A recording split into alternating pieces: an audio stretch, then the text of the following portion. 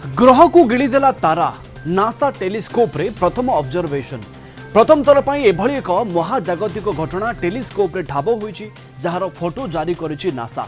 पृथ्वी ठारू 12,000 आलोक वर्ष दूर रे थिबा मिल्कवे गैलेक्सी रे एई घटना घटिछि। एक नक्षत्र भितरे विलीन होई जायछि ग्रह। धीरे धीरे ग्रह को गिड़ी देइछि नक्षत्र।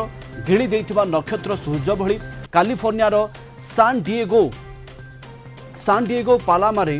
पालोमारे ऑब्जर्वेटोरी रे एही महाजागतिक घटना को प्रथमे ज्योतिर्विज्ञानी माने नजर करथिले देखिबा को पाइथिले एवं गवेषक माने कहिसुंदी जे तारा भितरे विलीन होई जाइथिबा एही ग्रहर आकार बृहस्पतिर आकार सहित समान किंतु यह बुध ग्रहर दूरतारे नक्षत्र को परिक्रमा करुथिला। तेबे यह धीरे धीरे नक्षत्रर निकटवर्ती होइथिला। एही प्रक्रिया लक्ष लक्ष वर्ष लागि जाइथिबा गवेषक कहिसुंदी।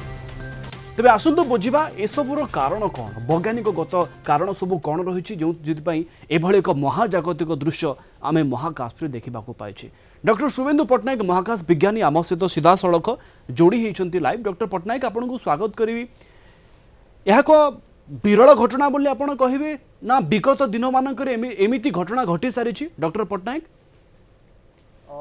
देखंतु विरल घटना आम कारण आम बहुत वर्ष पर ये गोटे दृश्य देखा सक्षम हो किंतु महाकाश घटना अनवरत घटी चली बहु बार घटी कारण जितेबाला प्राय 1400 कोटी वर्ष पूर्वे आमर विश्व सृष्टि होती प्रक्रिया तारा माने सृष्टि होती तारा मान निकट में ग्रह माने सृष्टि होती परस्पर आकर्षण हो परस्पर सहित विलीन हो जाती एपरिक गैलेक्सी माने निज निज भितर धक्का होगी विलीन हबार नजर रही। तो ये गोटे घटना जेहेतु आम पाखे बर्तमान शक्तिशाली दूरवीक्षण जंत्र सब रही आम दूर दूरांत जिनस देखिपे स्पष्ट भाव देखिपे से बर्तमान आम ये गोटे चित्र पाइपरिचु आम पाखे बहुत डाटा रही जहाँ एनालिसिस कले ये घटना नियमित भाव में घटुची बोली आम कहीपर। डॉक्टर पट्टनायक केतेबेले एमिति घटना घटे एवं या पछरे आउ किछि वैज्ञानिक गत कारण अछि कि? देखंतु आमर न्यूटन जो नियम देथिले न्यूटन्स लॉ तापरे ताकू आइंस्टाइन आउ टिके परिवर्तन कले सेइथिरे कहा जाइछि जे विश्वर प्रत्येक पिंड को आकर्षण करिथांती माने सब जिंस को टाणी थांती आ सेइ टाणीबार परिमाण होछि सेइ जिंस दुइटिर ओजन एवं तांको भितर थिबा दूरतर वर्ग ता ऊपर निर्भर करते। तेणु जदि गोटे जिनसटे गोटे पिंडटे बहुत ओजनदार सी तार आखपाख अंचल जिते छोट पिंड सब अच्छी धीरे धीरे धीरे धीरे कर टाणी आण निज आड़ जमती कि सूर्य सृष्टि होती आमर सौर परिवार जब देखा सौर जगत को देखा सूर्य पाखे पाखापाखि 99% ओजन अच्छी कारण प्रथम सी बड़ थिला से तार ओजन अधिका थिला सी आखपाखर सबू किसी टाणी आणला।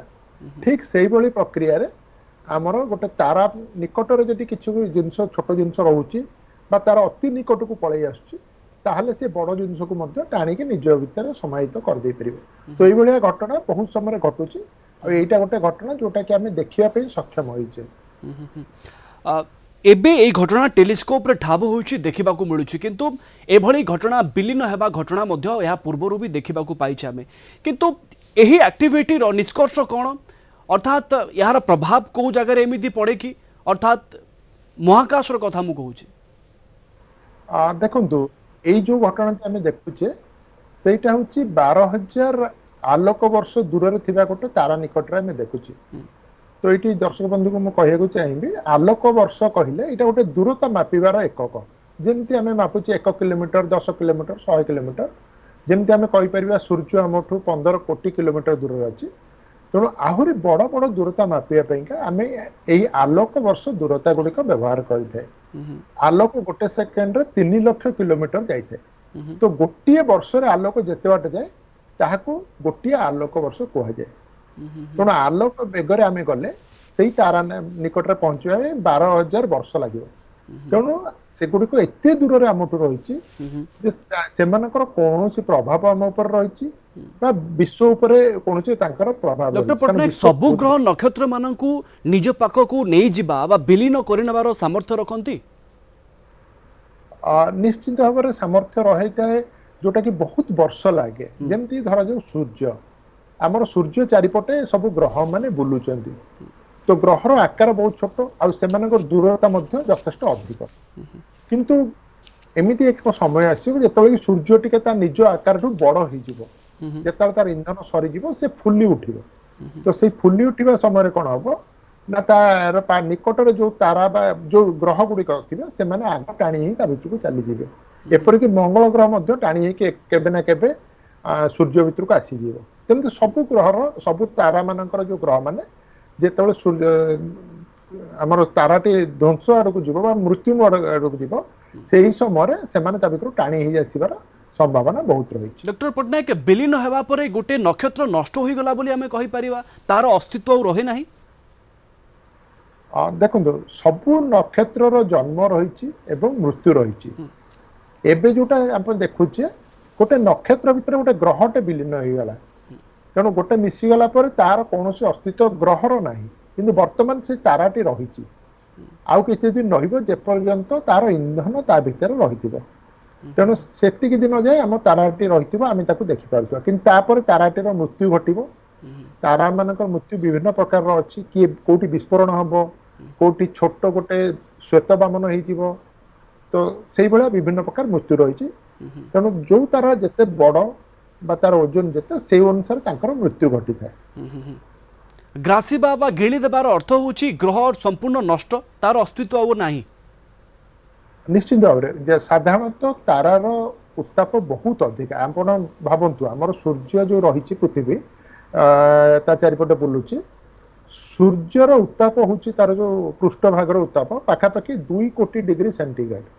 ତ ସେଇଠି ଯଦି ଆମ ପୃଥିବୀ କେବେ ପଶିଯିବ ବା ମଙ୍ଗଳ ପଶିଯିବ, ସେ ପୁରା ତରଳିକି ବିଲୀନ ହେଇଯିବ, ତାର ଆଉ କୌଣସି ପ୍ରକାର ଅସ୍ତିତ୍ୱ ରହିବ ନାହିଁ।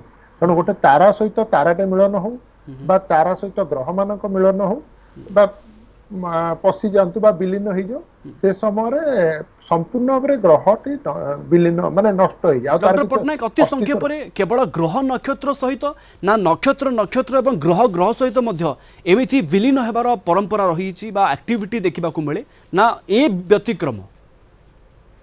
ନାଇଁ, ଦେଖନ୍ତୁ, ଗ୍ରହ ଗ୍ରହ ସହିତ ବିଲୀନ ହେବେନି, ସେମାନେ ଧକ୍କା ହେଇ ଭାଙ୍ଗିଯିବେ। ଯେମିତିକି ଆମର ଗୋଟେ ଗ୍ରହାଣୁ ସୃଷ୍ଟି ହେଇଛି ମଙ୍ଗଳ ଆଉ ବୃହସ୍ପତି କକ୍ଷ ମଧ୍ୟରେ ରହିଛି, ସେମିତି ଧକ୍କା ହେଇ ସେମାନେ ଭାଙ୍ଗିଯିବେ। କିନ୍ତୁ ଯଦି ଗୋଟେ ବହୁତ ବଡ ପିଣ୍ଡ ସହିତ ଗୋଟେ ଛୋଟ ପିଣ୍ଡ ଗଲେ ସେଇଟା ବିଲୀନ ହେଇଯିବ। ତାରା ମାନେ ମଧ୍ୟ ବିଲୀନ ହବାର ବା ଧକ୍କା ହେବାର ଅଛି, ନଜିର ଅଛି। ଏପରିକି ଆମର ଗ୍ୟାଲେକ୍ସି ମାନେ ନିହାରିକା ଯୋଉଗୁଡାକ, ନିହାରିକା ମଧ୍ୟ ଯୋଡି ହବାର ସମ୍ଭାବନା ଅଛି। ଯେମିତିକି ଆମର ନିଜର ନିହାରିକା ଏବଂ ଆଣ୍ଡ୍ରୋମେଡା ନିହାରିକା 2 ଜଣ ଯାକ ବହୁତ କୋଟି ବର୍ଷ ପରେ ଏକାଠି ହେଇଯିବ ବୋଲି ସେଟା ବର୍ତ୍ତମାନ ଆକଳନ बिल्कुल କରାଯାଇଛି। आपको अनेक अनेक धन्यवाद पूरा प्रक्रिया को आम दर्शकों आगे रखि अति सहज भाषा डॉक्टर शुभेन्दु पट्टनायक महाकाश विज्ञानी आम सहित जोड़ी होते अधिक आलोचना आम सहित ए संपर्क करुले।